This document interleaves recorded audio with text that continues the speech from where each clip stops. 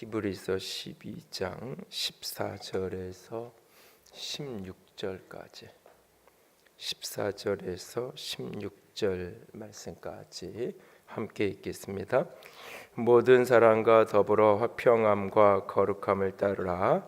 이것이 없이는 아무도 주를 보지 못하리라.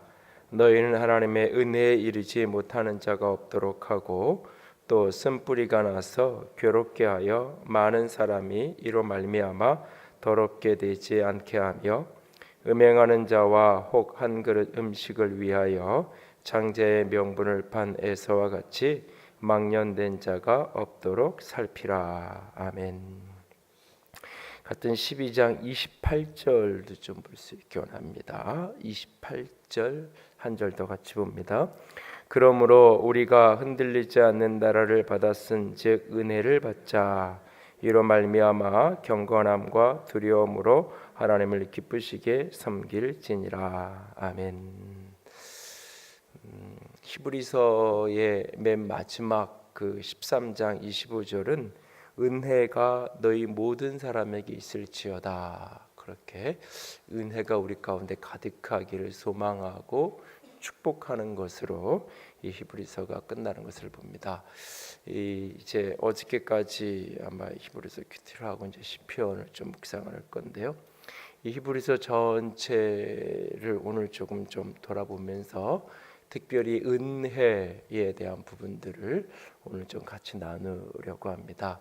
은혜라고 하는 표현, 교회 안에서 굉장히 많이 사용되는 말이고 흔하게 쓰는 표현이죠. 그리고 사실 이 은혜라는 표현 속에 담긴 그 메시지의 의미는 굉장히 넓어서 성경 속에서 아주 다양한 용례를 가지고 사용되는 것을 보게 됩니다. 그런데 은혜라는 말의 그 문자적인 그 자체의 뜻은 그 무언가 자격 없는 사람에게 베풀어주는 호의, 그러니까는 내가 열심히 일하고 나서 받는 것은 은혜가 아니라 내가 한 것에 대한 대가를 받는 거니까 그것은 월급을 받는 것이고, 만약에 그가 나에게 주지 않는다면 그 사람은 나한테 일당을 주지 않았으니까 오히려 나한테 빚을 지은 거나 마찬가지죠. 그러나 나는 한 달 내내 하루도 출근하지 못했는데 사장이 내게 한 달 동안 수고했다고 월급을 주었다면 나는 일한 것이 아무것도 없음에도 불구하고 내가 무엇인가 받은 게 있을 때 그것을 은혜, 받을 자격 없는 사람들에게 주어지는 어떤 호의, 그것을 은혜라고 하는 문자적인 의미 자체를 그렇게 설명을 하죠. 그리고 이제 그 은혜라는 그 표현이 이제 성경 속에서 그 어떤 은혜를 우리가 받았는가, 하나님께로부터 자격 없는 우리가 어떤 호의를, 어떤 은혜를 우리가 받은 사람이 되었는가 하는 것이 이제 성경의 여러 부분에서 등장을 합니다. 특별히 로마서는 그 부분을 이제 우리가 예수 그리스도로 말미암아 하나님의 자녀되는 것, 내가 의롭게 되고 구원받은 것이 하나님의 은혜다라고 하는 부분을 강하게 설명을 하게 되죠. 이 히브리서도 2장에 가면 예수님 1장 2장에 예수님의 위대함, 탁월함을 설명하는 과정 속에서 1장에서는 예수님을 가리켜서 천사보다 더 크신 분이라고 소개해요. 그런데 2장에 가서 잠깐 동안 천사보다 못한 존재가 된 사람이 이 땅에 오신 거죠. 하나님이시지만 하나님의 영광과 본체를 벗으시고 사람이 되어 이 땅에 오셔서 죽음의 자리까지 그가 들어가신, 죽기까지 복종하고 죽음의 자리까지 가신 이유가 뭐냐? 그것이 하나님의 은혜다라고 말하고 있어요. 그래서 그 예수 그리스도로 말미암아 하나님이신 그분께서 사람이 되어 이 땅에 오셨고 그가 십자가에 죽임당하심을 말미암아 우리의 죄를 대신하서 죽임당함으로 말미암아 그 예수 그리스도 안에서 하나님의 은혜가 예수를 십자가에 못 박았고 하나님의 은혜가 예수를 십자가에 내어 주었다라고 이 히브리서 2장에서 말합니다. 그리고 이제 4장에 가서 돕는 은혜를 얻기 위해서 그 은혜의 보좌 앞에 하나님의 은혜로 이 땅에 사람이 되셔 오셔서 십자가에 죽임당하시고 부활하신 예수 그리스도, 그를 히브리서는 우리의 대제사장이라고 설명을 하고 있는데 그 대제사장 대신 예수 그리스도 안에 우리가 돕는 은혜를 얻기 위해서 날마다 나아간다라고 히브리서 4장은 우리에게 설명하죠. 그래서 내가 예수 그리스도 앞에 나아가서 은혜를 잊는다라고 말할 때 본질적인 의미로는 내가 구원의 은혜를 이야기하는 것이고 의롭다움을 받는 것을 이야기하는 것이고 내 죄 씻김 받는 것을 이야기하지만 그것을 히브리서는 조금 더 넓은 차원으로 설명을 해요. 그래서 그것을 죽음의 공포로부터 자유케 되어지는, 그래서 평생 죽음의 종로 타고 매여 있는 것으로부터 자유케 되어지는, 그리고 이 세상의 수많은 고난과 곤고함과 시련과 어려움 속에서 도움을 얻는, 그것까지 넓은 차원의 은혜를 우리에게 설명을 해주는 것을 볼 수 있어요. 그래서 2장과 4장에 한 번씩 은혜라는 표현이 나오고, 그리고 이제 7장 8장에 넘어가면 성령님을 설명하면서 뭐라고 표현하냐면 은혜의 성령이라고 표현해요. 근데 어떤 사람이 그 은혜의 성령을 받고도 은혜의 성령을 경험하고도 예수 그리스도를 현저하게 욕보이는 그런 사람의 문제에 대한 이야기를 잠시 7장, 8장, 9장에서 이렇게 다루는 그런 문맥 속에서 성령님을 은혜의 성령이라고 표현해요. 이것을 같이 묶으면 무슨 얘기냐? 하나님의 은혜가 예수를 십자가에 못 박게 했고 하나님의 은혜가 예수를 십자가에 내어주었어요. 그 예수 그리스도 가운데 부어진 하나님의 은혜로 말미암아 내가 하나님의 자녀되고 구원받아서 내가 그 예수 그리스도의 이름을 의지해서 오늘도 은혜의 보좌 앞에 내가 담대히 나아가서 그 은혜를 누리며 살아가게 해요. 이것을 나의 삶에서 실제적으로 경험하고 체험하게 하는 이론과 개념이 아니라 내 삶의 누림이 되게 하는 것이 성령이죠. 그 성령을 가리켜서 히브리서는 은혜의 성령이라고 표현을 하고 있어요. 그러면서 그 과정 속에서 예수님을 대제사장으로 또는 제물로 이런 의미로 여러 가지 설명을 히브리서 쭉 한 다음에 그 예수 그리스도를 믿고 믿음으로 살아가는 삶의 문제, 믿음에 대한 이야기를 하고 있어요. 11장에서 지난주에 그 이야기를 좀 드렸어요. 그리고 오늘 이 마지막 부분에 와서는 은혜에 대한 이야기를 하고 있어요. 오늘 함께 읽었던 본문 히브리서 13장 15절은 너희는 하나님의 은혜에 이르지 못하는 자가 없도록 하고 하나님의 은혜에 이르지 못하는 자가 없도록 하라. 이 말을 거꾸로 읽으면 어떤 사람은 하나님의 은혜에 이르지 못할 수 있다라고 하는 물음표를 갖게 만들어요. 그리고 실질적인 예로 누가 인용이 됐냐면 뒤에 보면 에서라는 사람이 인용이 돼요. 심지어는 17절 알림과 17절에 보면 눈물로 회개하면서 하나님께 나아갔는데 기회를 얻지 못했던, 그러니까 은혜라는 것은 자격 없는 사람에게 무조건적으로 주어지는 호의였는데 에서에게는 그렇게 눈물로 회개하고 돌이켰음에도 불구하고 그에게는 호의가, 은혜가 주어지지 않았던 그 모습의 예를 여기서 언급하고 있어요. 그리고는 뒤에 가면 12장 28절에 은혜를 받자, 은혜를 받아야 된다 이런 이야기를 해요. 그리고 마지막 13장 25절에 가서 은혜가 너희 모든 사람에게 있을지어다. 너희 모든 그리스도인에게, 이 히브리서를 받는 사람들에게 은혜가 있기를 축복한다. 은혜가 있을지어다 라고 말하고 있어요. 사실은 은혜라는 표현 뒤에는 받는다라는 표현이 등장하는 게 가장 일상적인 표현이에요. 우리가 그래서 예배 왜 가는데 은혜 받으러, 기도원을 왜 가는데, 그런 모임에 왜 가는데 은혜 받기 위해서, 가장 우리가 많이 쓰는 표현이 은혜는 은혜라는 표현 뒤에는 받는다라는 표현이 따라오는 게 맞아요. 이게 사실은 이 성경의 많은 부분을 이해할 때 이 논리적인 순서, 또는 그걸 다른 말로 얘기하면 신학적인 순서, 또 다른 말로 얘기하면 이론적인 순서하고 실제 경험적인 순서하고를 혼돈하지 말아야 될 때가 있어요. 그러니까 원리적이고 이론적이고 개념적으로는 1, 2, 3 순서가 있는데 실제 경험적으로 보면 그것이 동시에 일어나는. 그러니까 누군가가 나한테 이 컵을, 이게 굉장히 예를 들어서 비싼 컵인데 누군가가 나한테 이걸 그냥 이렇게 줘요. 누군가가 나를 줘요. 이것이 내게 되려면 내게 아닌데 내게 되려면 이 컵의 주인이 내게 이것을 주기로 작정하고 내게 이것을 주는 게 논리적으로는 먼저예요. 그 사람이 너희가 가져라고 하는 게 논리적으로는 먼저예요. 그러면 나는 수동적으로 예 감사합니다라고 그것을 이렇게 수용해서 받는 거죠. 논리적으로는 주는 행동이 먼저고 받는 게 나중이에요. 그러나 상황적으로 현상적으로는 동시에요. 주는 동시에 받는 거예요. 주는데 내가 받지 않으면 주는 행위 자체가 무의미한 게 돼버려요. 사실은 내가 아무리 받으려고 해도 주지 않으면 소용이 없어요. 그러니까 논리적인 순서로는 하나님이 우리에게 은혜를 주시는 거예요. 하나님의 은혜가 우리에게 부어지는 거예요. 이것을 장로교회에서는 이 부분을 선택, 예정, 부르심 이런 언어로 많이 설명을 하고, 감리교회에 가면 이것을 선제적인 은혜, 하나님의 은혜가 우리보다 앞서와 있다, 예정과 선택에 대한 이야기는 하지 않지만, 그것은 인정하지 않지만 하나님의 은혜가 우리에게 부어져서 내가 이렇게 믿을 수 있었다는 부분은 또 이야기해요. 교리적인 배경에 따라서 쓰는 언어가 조금 다르지만 어쨌든 하나님의 행동이 먼저라는 거예요.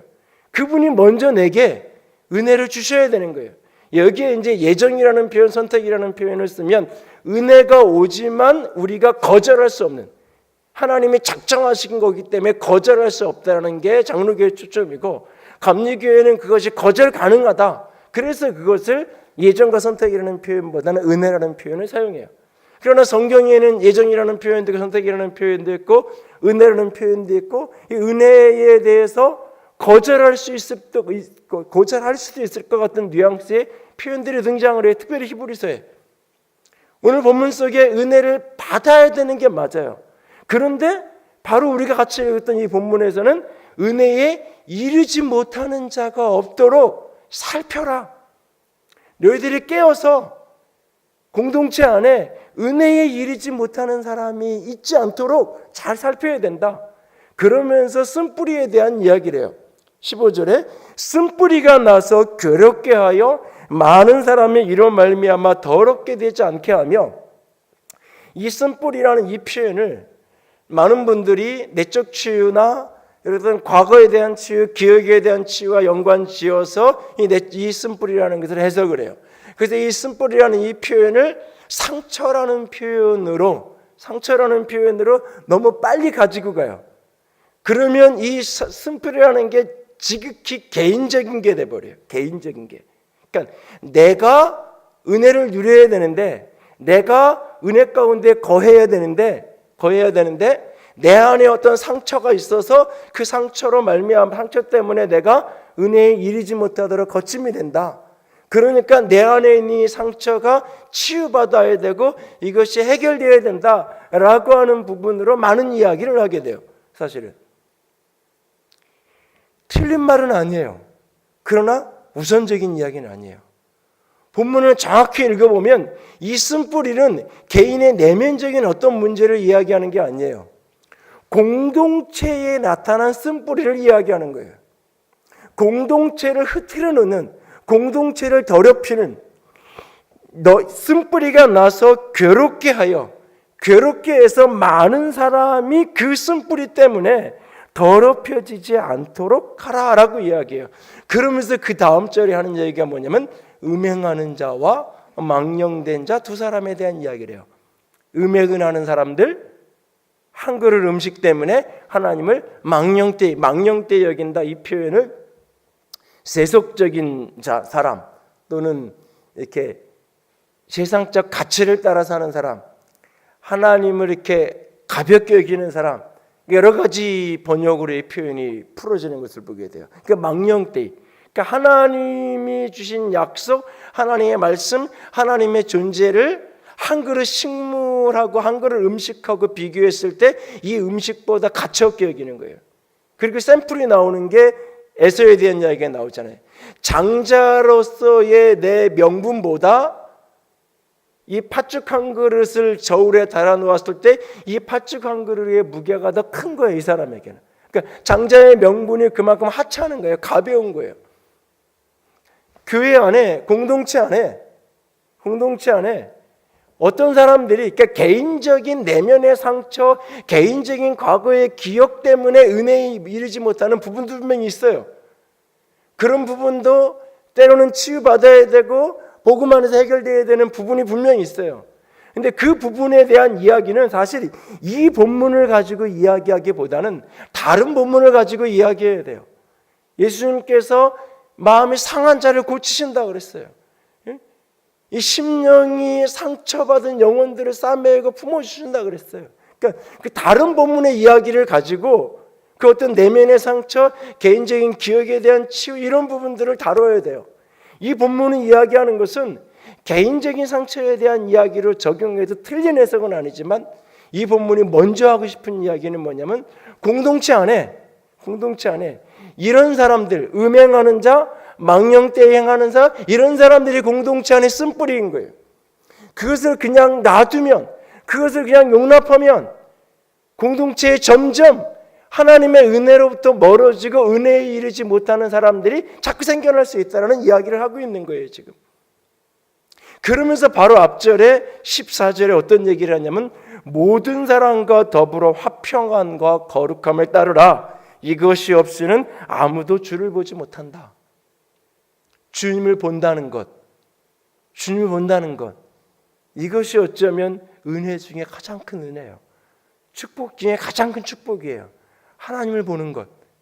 말씀 속에서 하나님의 음성이 들리고 기도 속에서 주님과의 교통이 이루어지고 내가 찬양 가운데 주님이 내 찬양을 받으시고 주님이 내 안에 임재하시는 게 알아지고 교제 가운데 분명히 둘이 앉아서 떡을 먹고 둘이 앉아서 밥을 먹는 건데 그 가운데 하나님의 거기에 계신 임재가 느껴지고 알아지고 내 삶 속에서 주님이 보이는 거예요. 주님을 경험하고 사는 거예요. 성경을 내가 읽는데 그냥 이게 글씨고 역사고 소설이 아니라 교리고 이론이 아니라 기독교의 경전이 아니라 이 속에서 하나님이 내게 말씀하시는 게 알아지는 거예요. 단순히 글이 아니라 하나님이 내게 주신 편지로 하나님이 내게 주신 사랑의 러브레터로 이 말씀이 들려주고 읽혀지는 거예요. 내가 예배하는 게 그냥 하나의 형식적인 기독교 동아리 모임이 아니라 하나님의 임재가 경험되어지 그가 크게 보여지고 알아지는 거예요. 예배 가운데, 삶 가운데, 기도 가운데, 교제와 교통 가운데 하나님이 보여지고 하나님이 경험되는 거예요. 이것이 갑자기 눈이 열려서 바울이 경험했던 것처럼 저 3층 천에 올라가서 영광의 보좌를 보았던 바울의 경험, 또한 요한계시록에서 밤모섬에서 하나님이 그를 데리고 올라가서 저 하늘로 데리고 올라가서 하늘의 영광을 보여줬던 그런 어떤 신비의 차원에서의 하나님을 본다라는 이야기를 하는 게 아니에요. 그것도 물론 포함되겠지만 우리 주변에도 오는 그런 신비를 경험한 사람, 성경의 인물들 보더라도 바울과 요한을 빼고 누가 그런 신비를 경험해서 베드로가 그 천국에 갔다 왔나요? 그러니까 여기서 하나님을 보게 된다라는 이 이야기는 주를 본다라는 이 말은 단순히 특정한 신비만을 이야기하는 게 아니에요. 그것을 부정하진 않겠지만 더 넓은 차원에서 이 땅에 우리의 삶 속에서 주님을 경험하고 체험하고 만나고 살아가는 거예요. 근데 무엇이 없으면, 화평함이 없으면, 거룩함이 없으면 그게 안 된다고 이야기해요.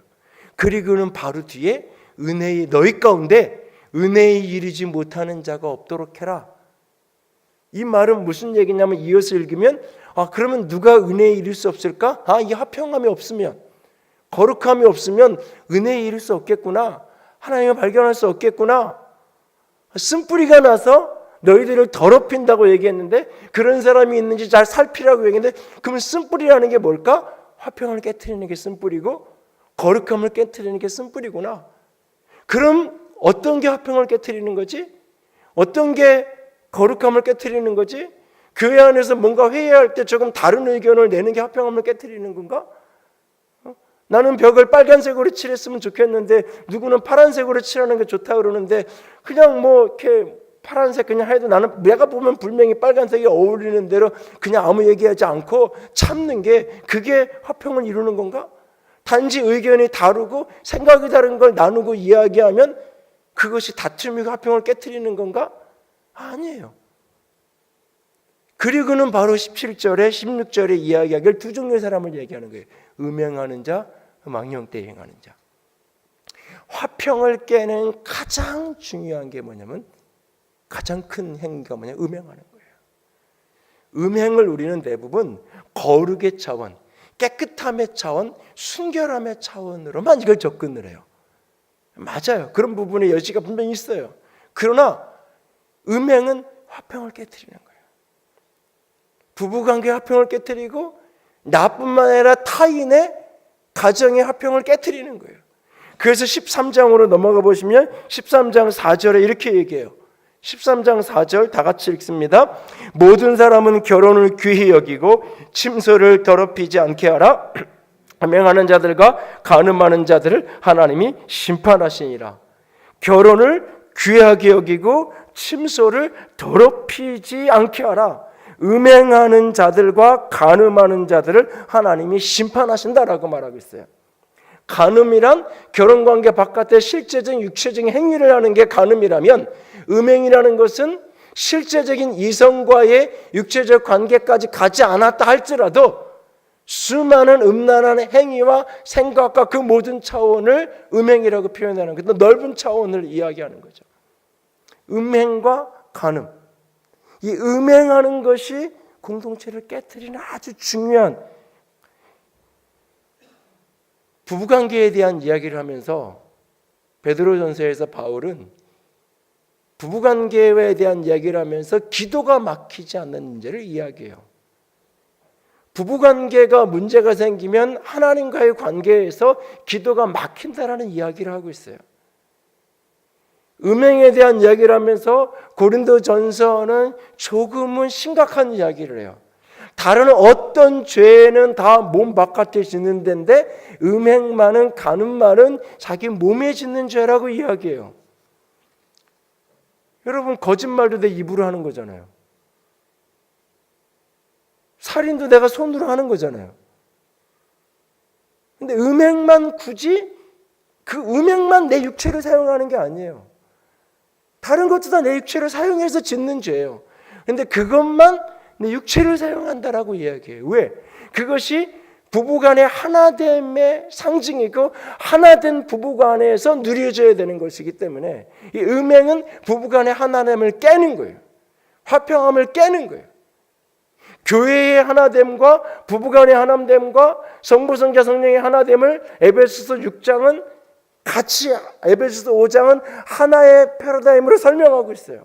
성부와 성자와 성령이 한 분인데 구별되는데 한 분인 것처럼, 온전한 구별된 인격인데 한 하나님인 것처럼, 교회와 그리스도가 온전히 구별된 존재인데 우리는 사람의 모임인데 교회가 그리스도의 몸이고 교회의 머리는 그리스도라고 이야기하는, 그리스도 예수는 지금 부활하신 하나님 보좌 우편에서 우리를 위해서 기도하고 계신데, 우리 가운데 계시는 분은 지금 성령으로 우리 가운데 임하셨고 일하셨을 뿐인데 교회를 그리스도의 몸이라고 이야기하고 있어요. 그리스도의 몸이라고. 그래서 이 그리스도의 몸을 나누는 것, 그리스도의 몸을 나누는 것, 고린도전서 3장은 교회를 분열시키는 것, 성전을 더럽히는 것 이라고 이야기까지 해요. 교회를 깨트리는 것을 하나님의 성전을 더럽히는 것이라고까지 이야기하면서 강하게 책망을 해요. 왜? 교회가 그리스도의 몸이, 단순한 사람의 몸이 그리스도의 몸이니까. 이것과 부부관계, 아담과 하와에 대한 이야기, 내 부모를 떠나 한 아내와 한 몸을 이루어 하신 그 이야기가 에베소 5장의 하나의 문맥 안에 같이 투영해 있잖아요. 바로 이 하나됨, 화평함을 깨트리는 가장 적극적인, 가장 악한 행위, 그것이 바로 음행인 거예요. 음행. 그리고 오늘 여기에 망령된 행실을 이야기하는 그 음식에 대한 이야기를 해요. 한 그릇 음식. 13장 9절 가보세요. 13장 9절 같이 읽습니다. 여러 가지 다른 교훈에 끌리지 말라. 마음은 은혜로서 굳게함이 아름답고 음식으로서 할 것이 아니니 음식으로 말미암아 행한 자는 유익을 얻지 못하였느니라. 은혜가 우리의 마음을 굳게 하고 강하게 한다. 음식으로 자기의 마음을 굳게 하려고 하지 말라라고 이야기하고 있어요. 은혜에 대한 이야기를 하면서 음식에 대한 이야기를 여기서 바로 뒷장에 12장 13장 이어지는 이야기를 하고 있어요. 음식 한 그릇, 밥 한 그릇, 아무것도 아닌 것 같은데 거기에서부터 수많은 죄가 시작이 되는 거예요. 내가 가지 않아도 되는 자리, 만나지 않아도 되는 사람, 한 끼 밥 먹는 거, 커피 한 잔 마시는 거기서부터 수많은 죄와 수많은 어둠이 시작이 되는 거예요. 거룩함이라는 건 이 세상 속에서 하나님의 자녀, 예수 그리스도의 제자로서 세상과 구별된 가치 기준을 따라 사는 거라고 이야기했어요. 거룩이라는 것은. 이 세상의 가치는 돈이에요. 이 세상의 가치는 한 그릇 음식이에요. 그것이 전부인 거예요. 그것을 위해서 인생의 모든 것을 포기할 수 있고 모든 것을 걸 수 있다고 이야기하는 거예요. 그것이 오늘날 세상의 이야기예요. 세상으로부터 거룩해진다는 말은 단지 어떤 도덕 규범 몇 가지 리스트를 만들어 놓고 술, 담배부터 시작해가지고 리스트 몇 가지를 만들어 놓고 이것을 하냐 안 하냐라는 아주 지엽적이고 소극적인 이야기라는 게 아니에요. 우리의 가치의 본질이 어디에 있느냐라는 얘기라는 거예요. 그런데 여러분 우리 사회를 가만히 보세요. 오늘날 우리 교회든 세상이든 가만히 들여다보세요. 이 세상의 가장 큰 이야기거리, 가장 큰 이슈, 가장 큰 문제거리는 다 이 두 가지로 귀결돼요. 음행과 먹는 거, 돈. 요즘 청년들을 만나서 대화를 나눠보면 관심은 딱 두 가지예요. 이걸 긍정적인 의미로 바꾸면 뭐예요? 결혼과 취업. 긍정적인 언어로 바꾸면 그거예요. 결혼과 취업을 위해서라면 신앙도 믿음도 내 가치도 때로 얼마든지 뒤로 밀릴 수 있는 거예요. 나중에 전도하면 되는 거고, 나중에 내가 잘돼 헌신하면 되는 거고, 나중에 이게 아주 부정적으로 나타날 때 자유롭게 성적인 관계를 갖고 자유롭게 접촉을 갖고 돈을 얻을 수 있다라면, 물적인 부를 취할 수 있다라면 어떤 것도 상관없는. 조금은 과한 이야기처럼 들리지만 한국의 초대교회는 중직자들이 자기 자녀를 믿지 않는 사람하고 결혼을 시키면 1년 동안 안수 집사 정직, 장로 정직이에요. 대표기도 못하게 하고 1년 동안 공개적으로 징계를 주고 공개적으로 나와서 사과하고 속죄하고 최소한 1년 이상 그래도 때가 있었어요. 근데 이제는 아이를 낳아서 결혼을 해도, 제가 결혼할 때마다 목사님들이 혼전에 임신하고 이런 걸 알았을 때는 목사는 그런 거 결혼 주례 못한다 그랬어요. 근데 지금은 만약에 그렇게 얘기하면 저 목사님 이상한 목사님이라고, 굉장히 고리타분 목사님이라고 이야기하는 시대가 점점 돼버리잖아요. 우리 시대의 가치관이, 세상이 이 음행과 이 돈, 음식, 먹는 거, 내가 취하는 거, 이 두 가지. 결국은 하나님이 한 그릇 음식보다, 지팡가보다 하나님이 못한 존재가 되어버렸단 말이에요. 그것을 망령되이 하나님 하찮게 여기는 거라고 얘기하고 있어요. 왜 은혜가 사라지고, 왜 복음의 영광이 사라지고, 왜 교회 안에 하나님의 은혜의 역사가 점점, 다른 말로 이야기하면 십자가의 복음의 역사가, 성령의 역사가, 은혜의 성령이 더 강력하게 역사하셔야 되고, 예수 그리스도의 십자가 복음이 더 강력하게 체험되어서 이 세상을 이기는 사람, 죽음을 이기고 고난을 이기고, 그런 은혜의 역사들이 우리 속에 불릴 때 일어나야 되는데, 수많은 은혜로운 설교들은 가득한데, 수많은 은혜로운 찬양들은 넘쳐나오는데, 내가 들을 수 있고 즐길 수 있고 엔조이할 수 있는 수많은 은혜로운 공간, 은혜로운 어떤 장소, 은혜로운 어떤 메시지, 은혜로운 어떤 찬양, 이런 것들을 만날 수 있는 건 수없이 널려 있는데, 진정 우리의 가슴 속에, 교회 공동체 속에 십자가의 복음의 은혜, 성령의 은혜, 내가 진정 그분께 은혜를 얻기 위해서, 도움는 은혜를 얻기 위해서 주님께 나아가는 사람, 병원에서 더 이상 당신의 병은 치유할 수 없습니다 라고 하기 전까지는 하나님의 도움보다는 의사의 도움, 아는 사람 도움이 더 필요하고, 더 이상 은행에서 대출을 맡겨서 부도 직전이 아무것도 손 쓸 수 없는, 이제까지 벌어놓은 모든 것을 다 잃어버리는 순간이 돼서야 하나님께 매달리는, 그것도 소수의 사람만.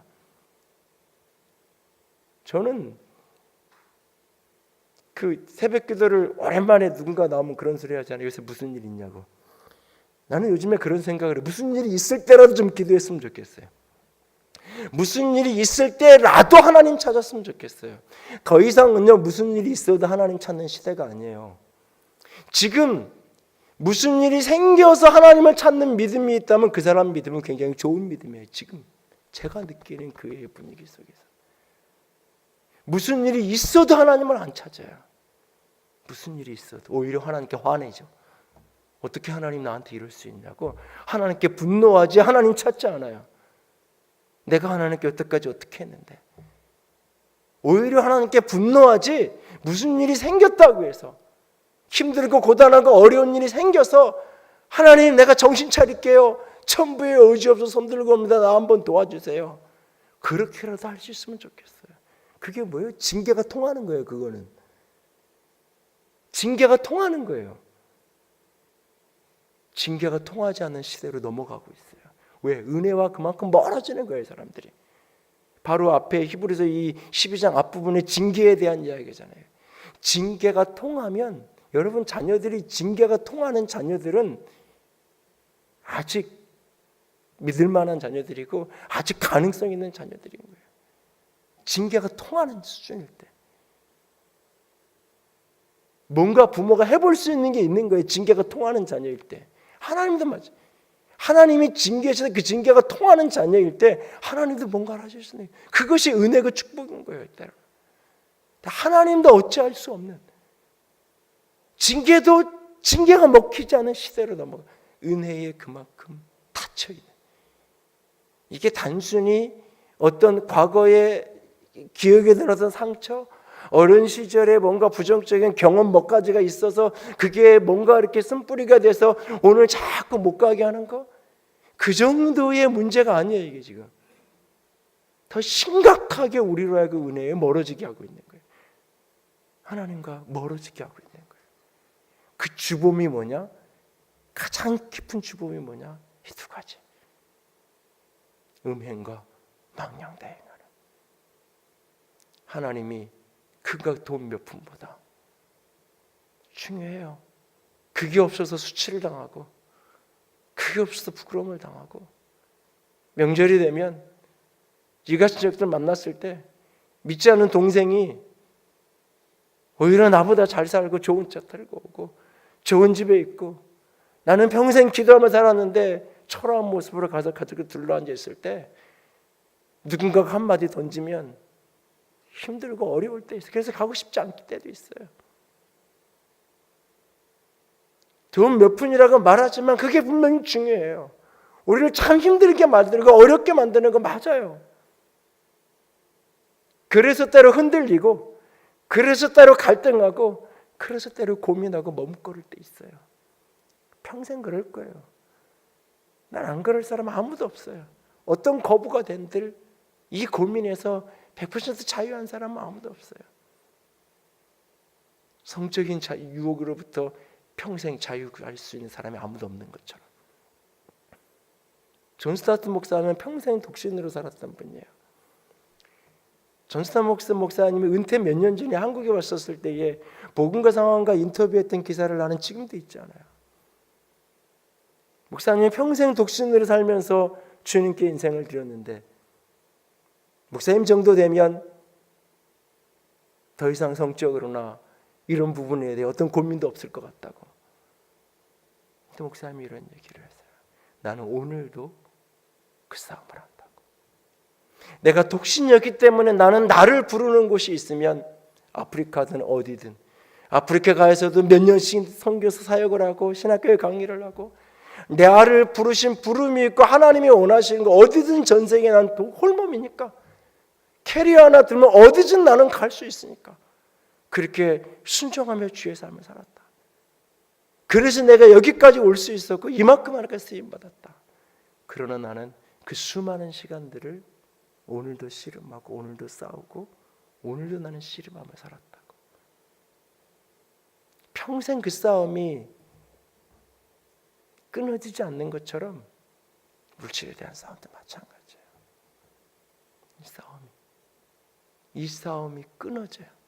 특별히 교회 안에서 음란과 이 망령되게 행하는 것을 그냥 용납하고 그냥 그렇게 용인하고 이래도 괜찮고 저래도 괜찮고 허락하는 것, 그것은 공동체를 하나님의 은혜로부터 점점점 멀어지게 하는 거예요.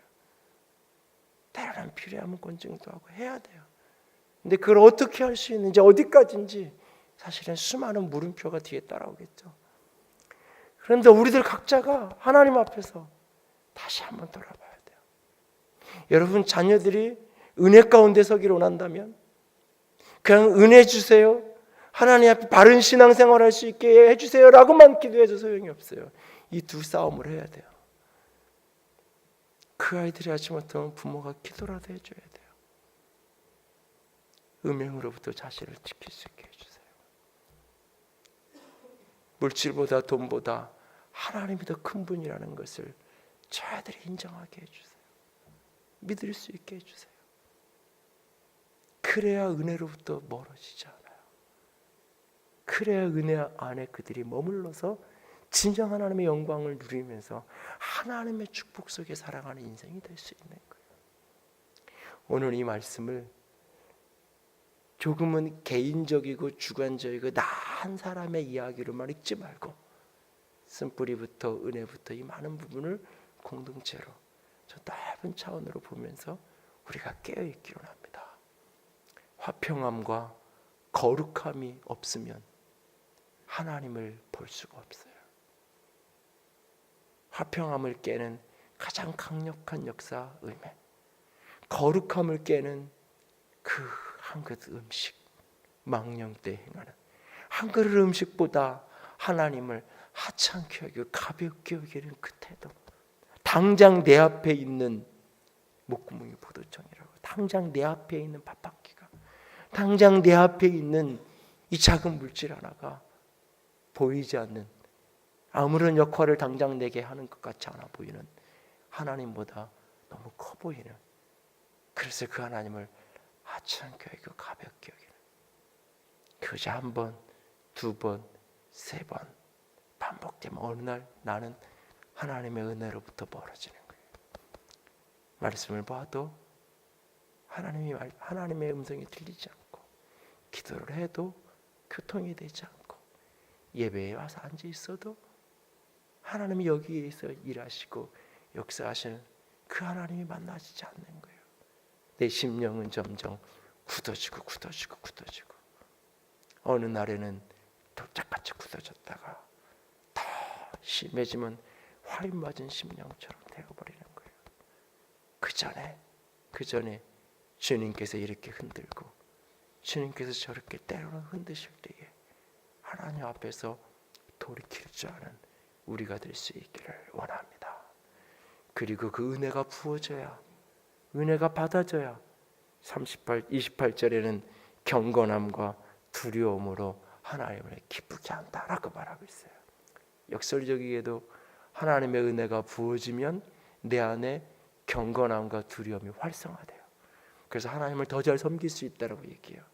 이게 마치 서로 상승작용을 일으키는 거예요. 상승작용.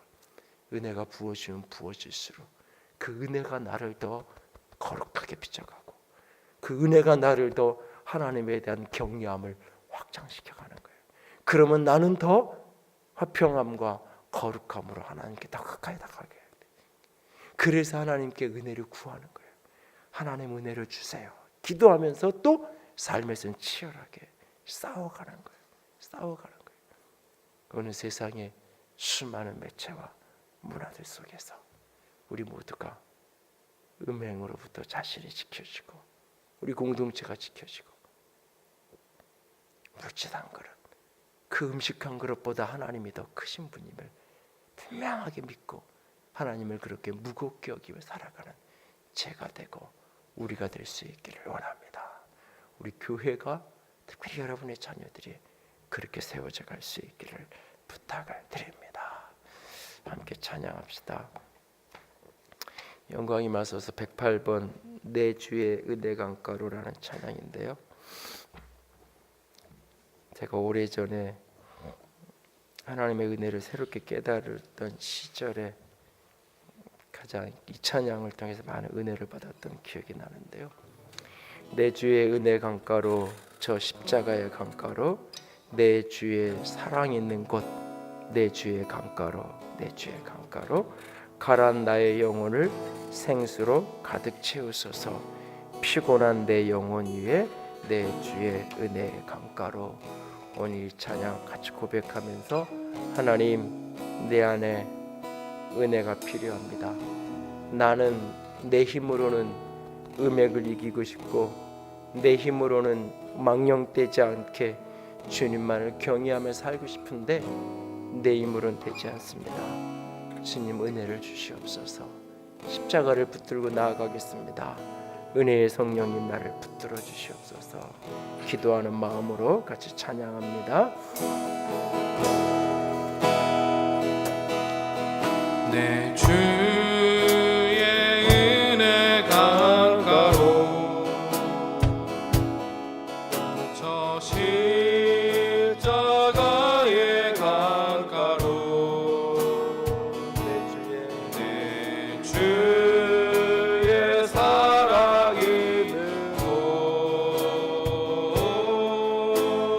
내 주의 강가로, 내 주의 은혜 강가로, 저 십자가의 강가로, 내 주의 사랑 있는 곳,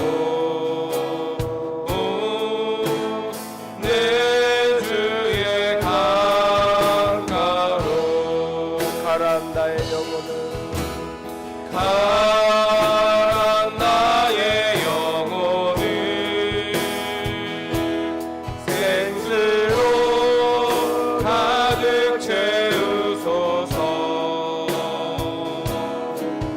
피곤한 내 영혼 위에 내 주의 은혜 강가로, 저 십자가의 강가로, 내 주의 사랑 있는 곳,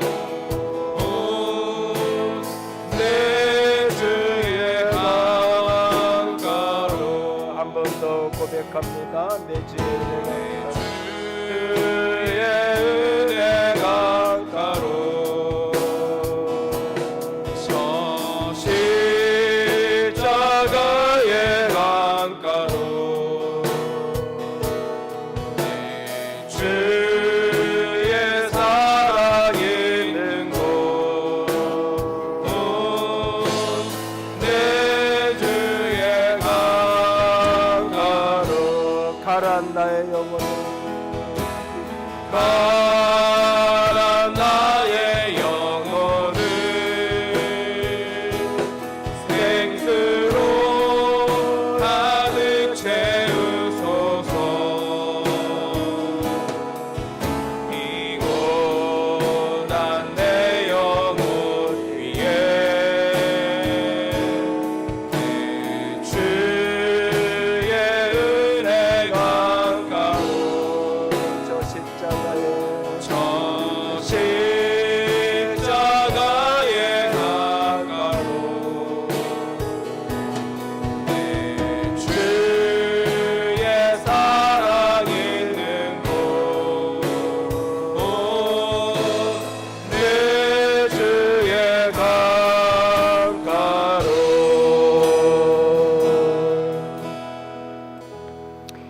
주께서 오늘 우리에게 살피라 그렇게 명령하십니다. 주님, 나도 모르게 세상의 흐름대로 은혜와는 너무 먼 길을 가고 있지는 않는지 나를 살피고 내 가정을 살피고 내 교회를 살피렵니다. 주님, 모든 사람과 더불어 화평함과 거룩함을 따르기 원합니다. 그래서 삶의 모든 곳에서 주님의 영광을 보는 은혜를 누리며 살아가기를 원합니다. 주님, 당신의 은혜를 덮어 주시옵소서. 십자가의 그 은혜의 성령이 가득 부어 주시옵소서. 음행을 이기고 망령된 자가 없도록 주여 우리를 도와 주시옵소서. 같이 기도합니다. 사랑의 하나님, 영광의 하나님, 주님만을 사랑합니다. 아버지의 영광과 아버지의 사랑하심 가운데 믿음의 길을 걸어가기 원합니다. 거룩한 생명의 길을 걸어가기 원합니다. 거룩한 영광과 거룩하신 소망과 거룩하신 아름다운 가운데 아버지 한 걸음 나아가기를 원합니다. 생명의 빛으로 덮어주시옵소서. 아버지, 당신의 사랑으로 덮으시옵소서. 아버지, 당신의 영광으로 덮으시옵소서. 아버지, 주의 거룩함으로 덮어주시옵소서. 주 예수 그리스도의 명하는 이 모든 은행이 끊어질지어다.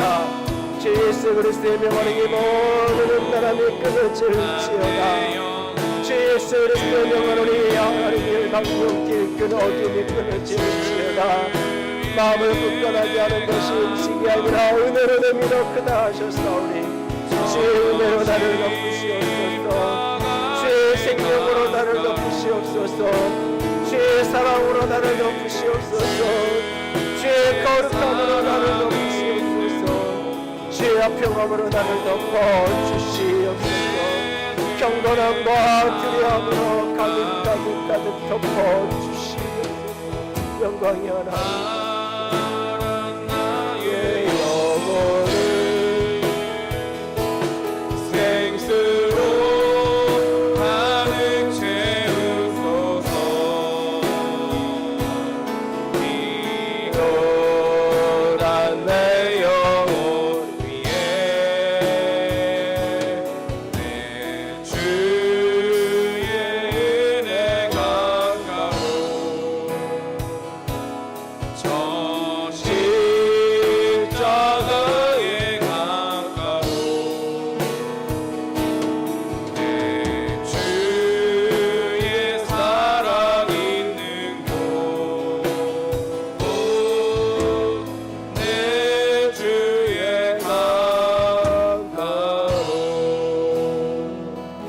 주님, 거룩하게 하시옵소서. 주님, 화평하게 하시옵소서. 화평을 깨는 가장 끈적인 음행이 이겨지게 하시옵소서. 거룩함을 놓치게 만드는 가장 끈적인 망령됨에서 돌아서게 하여 주시옵소서. 주님 사랑합니다. 주님 의지합니다. 우리 주님 예수님 이름으로 기도드렸습니다. 아멘. 이제는 우리 주 예수 그리스도의 은혜와 하나님 아버지의 놀라우신 사랑하심과 성령 하나님의 교통하시며 기름 부으시는 그 은혜가 오늘도 은혜에 이르지 못하는 자가 한 사람도 없이 은혜를 받아 은혜 가운데 누림이 있는 모두가 되기를 원하는, 우리가 되기 원하는 모든 이들 위해 이제로부터 영원토록 함께 있을지어다. 아멘.